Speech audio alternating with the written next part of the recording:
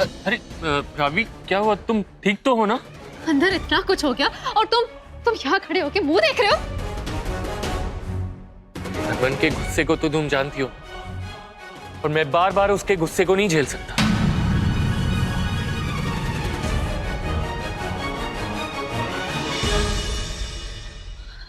हरमन जी, आपको सब पता था? प्लीज अभी घर जाइए, मम्मी जी को आपकी जरूरत होगी। सौम्या, तुम ऐसी बातें कर रही हो? तुम अपनी मम्मी जी को नहीं जानती? अगर मैं शेर हूं तो वो सवा शेर है। तुम्हें और मुझे अलग करने के लिए वो कुछ भी कर सकती, किसी भी हद तक जा सकती है, और किसी को भी हथियार बना सकती है। रावी को भी उन्होंने हथियार बनाकर भेजा था। हरमन जी, ऐसा भी तो हो सकता है कि वो जो कहकर गई है सच हो। नहीं सौम्या, होने को भले कुछ भी हो सकता है, लेकिन हरक सिंह इस हद तक नहीं गिरे। मैं अपने बाप को बहुत अच्छी तरह से जानता हूं। ये सिर्फ एक नाटक है। देखो, जो भी हो, ये आपका घर का मामला है। आपकी बहन हमारे ही घर में आके हमारे ही मुंह पे तमाचा मार के गई। तुमने इस घर में रहने का नतीजा देख लिया। अभी भी कुछ नहीं बिगड़ा। तुम यहाँ से चले जाओ, इसी में हम सबकी भलाई है। देखिए, माफ कीजिएगा गुरु माँ, इन सब के लिए हरमन जी कैसे जिम्मेदार हैं? क्या ये पहले कभी नहीं हुआ कि कोई हमारे घर आकर हमें किन्नर कहकर और गालियां देकर यहाँ से चला गया हो?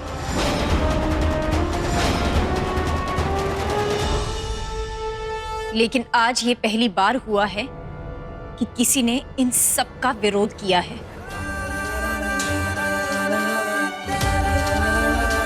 वो भी इसलिए क्योंकि आज हरमन जी हमारे साथ थे। पर इसमें इनकी गलती कैसे हो गई? हमारी बिरादरी के होकर तुम इसका पक्ष कैसे ले सकती हो तराना? मेरी इनके साथ शादी हुई है।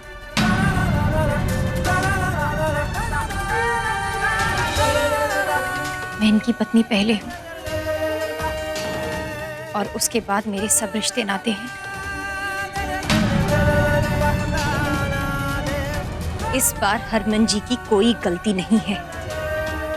गुरु माँ, तराना ठीक ही तो कह रही है, इसमें हरमन जी की क्या गलती है? हरमन, मुझे लगता है तुम्हें एक बार घर जाना चाहिए, अपनी माँ को मिलना चाहिए। मल्लिका जी, आप इसमें बीच में मत पड़िए। आप मेरे घर वालों को नहीं जानती। ये एक नया तरीका है, एक नया नाटक मुझे वहां बुलाने का। एक बार मैं वहां चला गया तो एक और नया नाटक करके मुझे वहां रोक लेंगे। अब बस उन सारी शर्तों की लिस्ट बनाइए जिन्हें पूरा करने के बाद मैं सौम्या को अपने साथ यहां से ले जा सकता हूं।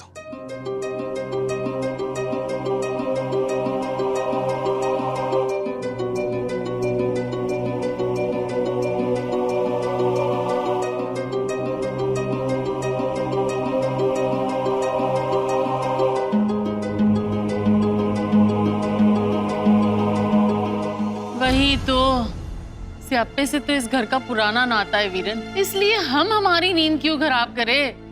चलिए ना अंदर चलकर आराम करते हैं। माय गॉड, बड़ी नींद आती है।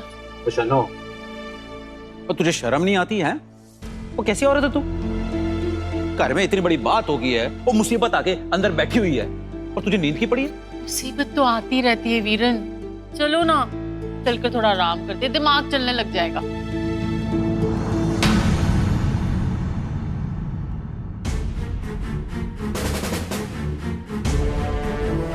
रावी,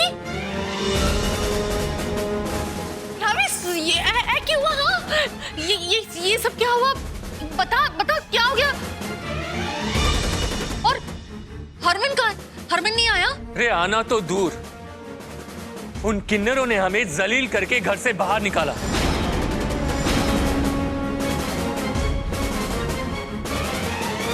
और हरमन, उसने तो कुछ बोला तक नहीं, बस खड़े खड़े तमाशा देखता रहा। उस दिन अनजाने में मुझसे सौम्या भाभी के साथ बदतमीजी क्या होगी, आप सब लोग मुझ पर ऐसे चढ़ बैठे जैसे मैंने कोई पाप कर दिया हो।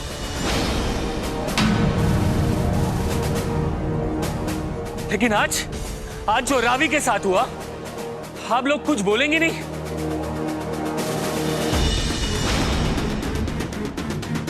आप सब लोग ना डरते हैं हरमन से।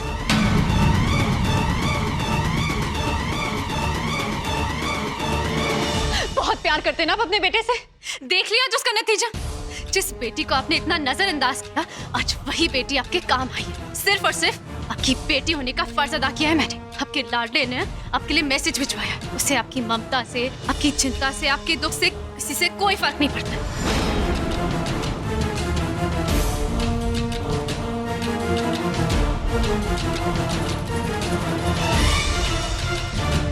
बलम जी, जी बलम जी।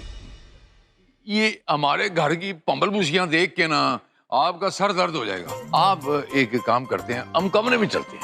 मैं क्या बलम जी, हाँ जी। आपको पूछने की जरूरत है क्या? हाथ पकड़िए, ले चलिए जहाँ लेके चलना है। पूरा हक दिया है मैंने आपको। ओए होए, लीजिए। मर जावा, मर जावा। हाय हाय हाय। चलिए। आओ आओ आओ। कमाल। वीरन, ये सब क्या है? क्या क्या नाटक देखने को मिल रहा है इस घर में। बहुत बड़ी मुसीबत है ये।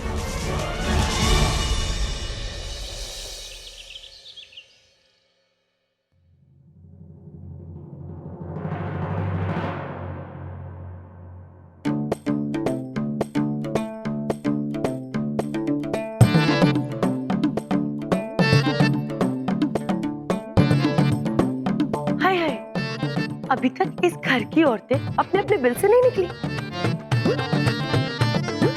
बड़ी लेट लतीफ है बाय गॉड दी। सो कोई बात नहीं, मैं हूं ना, मैं परोस देती हूँ।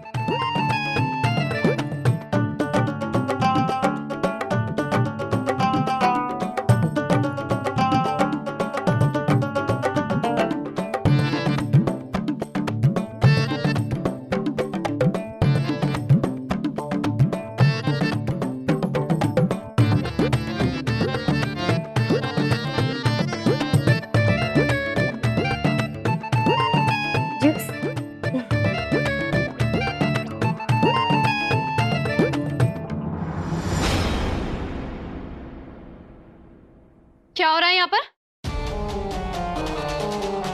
अब मैं बोलूंगी तो बोलेगी कि बोलती है। मेरे बाबूजी को फंसाया ना तूने, उन्हीं के आसपास जाके मंडराया कर। अपने पति का ख्याल रखने के लिए मैं भी जिंदा हूं। चल हट वहां से। आ जाते कहां से। अपने पति को ऐसे लावारिस नहीं छोड़ा होता तो मैं नहीं परोसती। देखा मैंने क्या परोस रही थी और कैसे परोस रही थी। देख लिया ना क्या कर रही थी।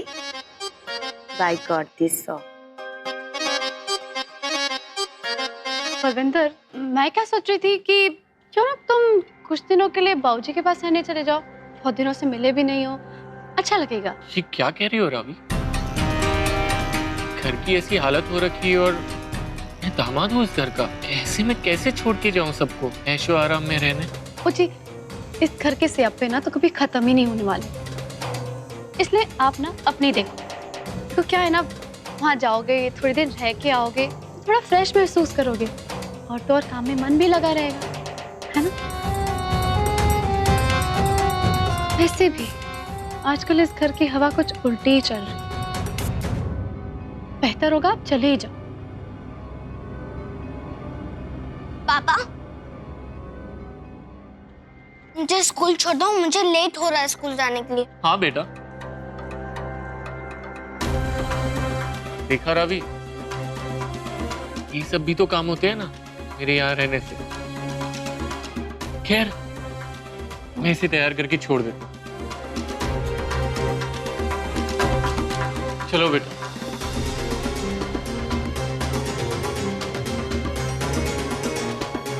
बातें कितनी भी बना लो, मैं भी देखती हूँ कि अब आप कैसे नहीं जाते हो।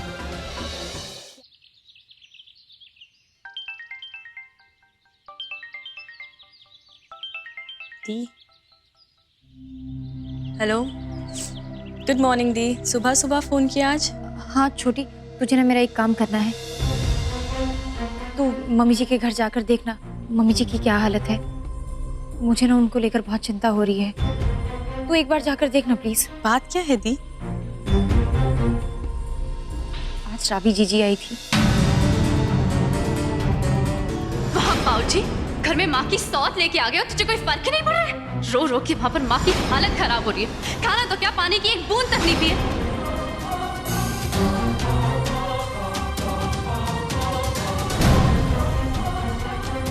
हाँ ठीक है दी, आप टेंशन मत लो, मैं देखती हूँ जाकर। जल्दी जाना हाँ, और मुझे फोन कर। सुरभि, इधर क्या बात है? क्या कह रही थी सौम्या?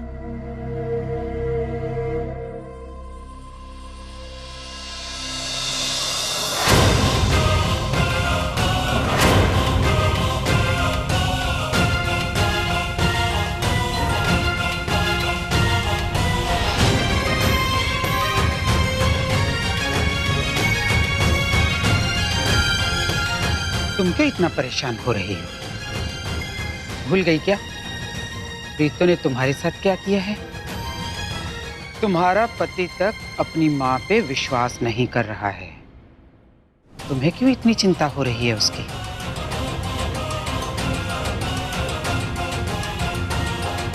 मल्लिका दीदी, जब एक लड़की की शादी होती है तो उसका रिश्ता सिर्फ उसके पति के साथ नहीं, उसके पूरे परिवार के साथ जुड़ जाता है। मैं औरत नहीं हूं, लेकिन इस रिश्ते में तो बंध ही चुकी हूं ना। इसलिए हरमन जी का परिवार मेरा परिवार है,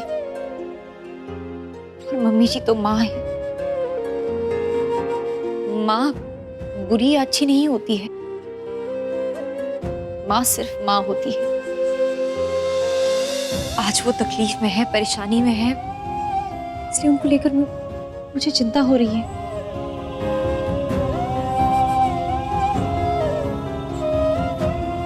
अब भले ही ये उनका नाटक क्यों ना हो, पर मुझे उनके बारे में जानना जरूरी है।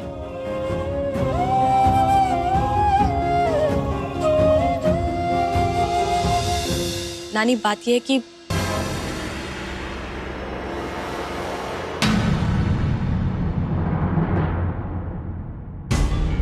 तू एक काम कर, जल्दी से तैयार हो जा और एक बार जाके प्रीतो से मिल ला। एक मिनट,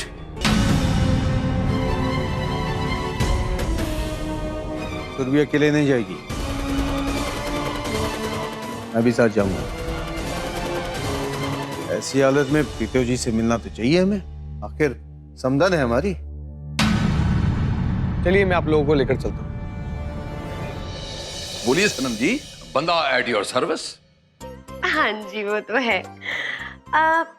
आपके घर में भले ही शांति हो ना हो, घर बड़ा शानदार बनाया आपने बाय गॉड दी साहब। अब ये टाइल्स भी देख लीजिए, कमाल लगते हैं बाय गॉड दी साहब, शानदार। हाँ, धन्यवाद कह सकता हूँ और क्या कह सकता हूँ सनम जी, आपका उसने समात है। वरना मुझे इस बात पे ना एक बात याद आई, एक किस्सा है। हाँ जी। बचपन से मेरी बड़ी इच्छा थी कि मैं पेरिस जाऊं, है सनम जी। पेरिस तो जा नहीं पाया किसी कारणवश, परिवार के हालात कुछ ऐसे थे। तो जब ये घर बनना शुरू हुआ तो मैंने पेरिस से सारी टाइलें ले आया, सारा का सारा सामान, सारी टाइलें पेरिस से ले आए। मैंने पूरे कार को पेरिस ही बना दिया। तो सारा का सारा कार मेरा, वो जो मेरी बचपन की इच्छा थी, पेरिस ला गई। मतलब पूरे गुरदासपुर में ऐसा कार कोई होगा ही नहीं, एक ही है बस, all Gurdaspur one piece, Harak Singh house, the Paris. Nice ji. वो कहते ना थोड़ा रोमानी हुआ जाए। सच्ची बलन जी, कैसी बड़े नॉटी हो।